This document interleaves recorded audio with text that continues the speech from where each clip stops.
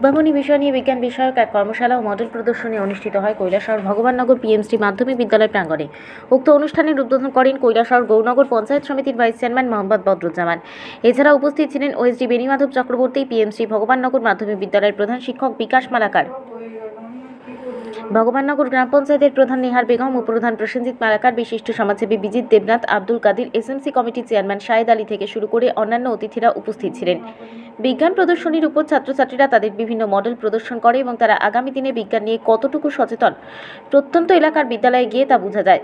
PM Shri Bhagabannagar মাধ্যমিক বিদ্যালয়ের বিভিন্ন শ্রেণীর ছাত্রছাত্রীরা তাদের নিজস্ব মেধা কাটিয়ে বিভিন্ন প্রদর্শনীগুলি উপস্থাপন করে, যা দেখে মুগ্ধ হয়ে যান অতিথিরা। আগামী দিনে তারা যাতে আরও বিজ্ঞান বিষয় নিয়ে চিন্তা ভাবনা করতে পারে তারও আহ্বান জানান উপস্থিত অতিথিরা। আমি খুব ক্ষুদ্র মানুষ, কিন্তু আপনারা এখানে নিমন্ত্রণ করে এনে আমাকে সম্মান দিয়েছেন, তার জন্য সবাইকে কৃতজ্ঞতা জানাচ্ছি। এখানে ইনচার্জ প্রধান শিক্ষক ওনার মূল্যবান আলোচনা করতে গিয়ে কিছুটা ডিমান্ডও রেখেছেন। আমাদের সীমিত ক্ষমতা, সীমিত অর্থ, এই সীমিত ক্ষমতা, সীমিত অর্থের মধ্যে চেষ্টা করব সেই ডিমান্ডগুলা পূর্ণ করে যায় কিনা। এবং সবচেয়ে খুশির ব্যাপার, কয়েকদিন আগে মাননীয় মুখ্যমন্ত্রী এসেছিলেন আমাদের কৈলাসহরে। আমি গৌরনগরের পঞ্চায়েত সমিতির পক্ষে একটা মেমোরেন্ডাম ওনার কাছে তুলে ধরেছি এবং আপনারা সবাই শুনলে খুশি হবেন। কৈলাসহরে রেল আসছে, কৈলাসহরে রেল আসবে। এটা দীর্ঘদিন কৈলাসহরবাসীর আন্দোলনের ফসল। আমরা কখনো কখনো ব্যঙ্গ করে বলতাম বাসি কবে বাঁচবে, কিন্তু সত্যি একদিন যে বাসি বাঁচবে এটা কিন্তু এটাও আমরা জানতাম। এবং কৈলাসহরে রেল আসছে ওনার মুখ থেকে আমরা যেটা শুনেছি। এই যে পিএমসি বিশেষ শ্রেণীর বিদ্যালয়, প্রধানমন্ত্রীর বিশেষ শ্রেণীর বিদ্যালয়,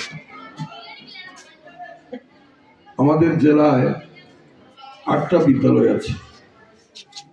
তো এখানে রিপোর্টিং করতে গিয়ে আমি যেটা পেলাম 11টা বিদ্যাজ্যোতি আছে। তো বিশেষ শ্রেণীর বিদ্যালয়, এখানে বাংলা মিডিয়ামে পড়াশোনা করা যায়, কিন্তু বিদ্যাজ্যোতি বিদ্যালয়ে এটা সেন্ট্রালের কারিকুলাম থাকে, কেন্দ্রীয় সরকারের যে বোর্ড থাকে সেই বোর্ডের, কেন্দ্রীয় বোর্ডের তরফ থেকে সেখানে পড়াশোনা করা, যার কারণে গ্রাম অঞ্চলে অনেক গরিব অংশের মানুষ, গরিব ছেলেমেয়েরা বিদ্যাজ্যোতিতে অংশগ্রহণ করতে পারে না, বিদ্যাজ্যোতিতে পড়াশোনা করতে পারে না। কিন্তু এর জন্য বিদ্যাজ্যোতি বন্ধ করে দাও, এক শ্রেণীর লোকেরা বলে বন্ধ করে দাও, এটার পক্ষে কিন্তু আমি কিন্তু বিদ্যাজ্যোতির পক্ষে। তৎকালীন শিক্ষামন্ত্রী রতননাথ একসময় আমার খুব ক্লোজ মানুষ ছিলেন। রতনবাবুর সঙ্গে উনি আগরতলা সচিবালয়ে বসে আমাদের কৈলাসহরে কোন কোন বিদ্যালয় বিদ্যাজ্যোতির অন্তর্ভুক্ত করা হবে উনি আমার কাছ থেকে পরামর্শ নিয়েছিলেন। কোন স্কুলটা ইংলিশ মিডিয়াম হবে সেটাও আমার কাছ থেকে নিয়েছিল। আমি কাউকে দোষারোপ করব না।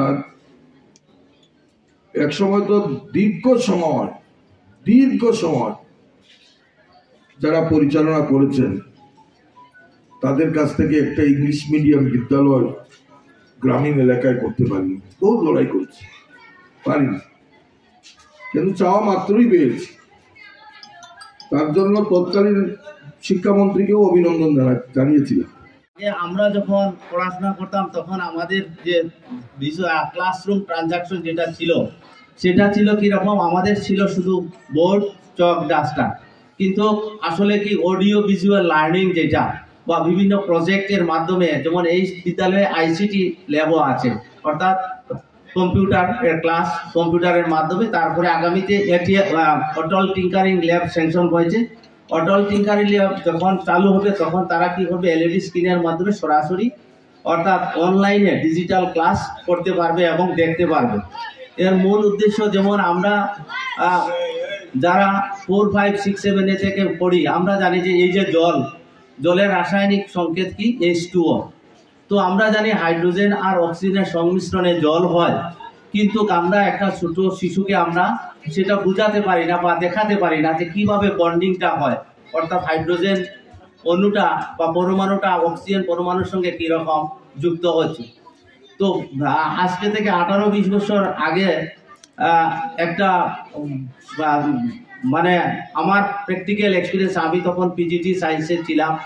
তো ইসরোর একটা ট্রেনিং ছিল আগরতলাতে, আমি স্টেট লেভেলে সেখানে অংশগ্রহণ করি।